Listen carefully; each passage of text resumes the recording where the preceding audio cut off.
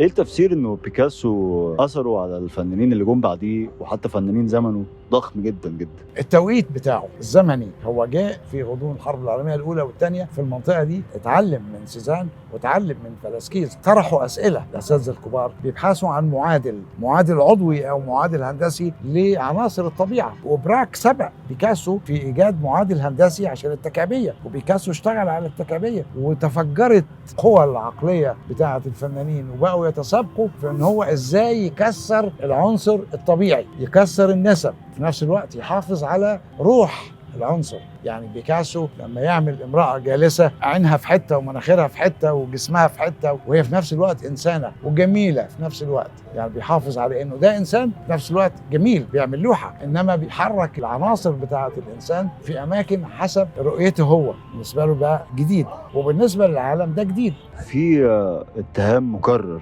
لحضرتك في بعض الأعمال بوجود تأثر أو تناص مع بعض أعمال بيكاسو. بيكاسو بالتحديد علمنا إزاي نفكر وإزاي نوجد حلول بين الكتلة وبين الفراغ وبين العناصر، وإزاي نشكل العناصر، وإزاي نعمل عمل فني معاصر. أنت بتشوف فنانين أقوى منك تتعلم منهم، أقل منك مستوى برضه بتتعلم منهم. أنت بتتعلم من كل المشاهدات اللي أنت بتشوفها وبتقارن. كل الفنون قايمة على كده من حيث المبدأ، مفيش ارت بيجي من فراغ او خلق فني يجي من عدم، مستحيل. انت شفت متاحف وشفت لوحات وتأثرت بفنانين وتأثرت بطرق كتير في المعالجات وبفلسفات وبتقنيات وحاجات كتير قوي قوي قوي، وانت بتبحث عن ذاتك، عايز تحقق ذاتك الفنية، فبتشتغل على نفسك. كل هذه المشاهدات وكل هذه الخبرات الحسية بتتجمع، ولما بتيجي تكون العناصر الخاصة بيك انت كونها صح لانك شفت حاجة صح، وهكذا. انما فن يتوجد من العدم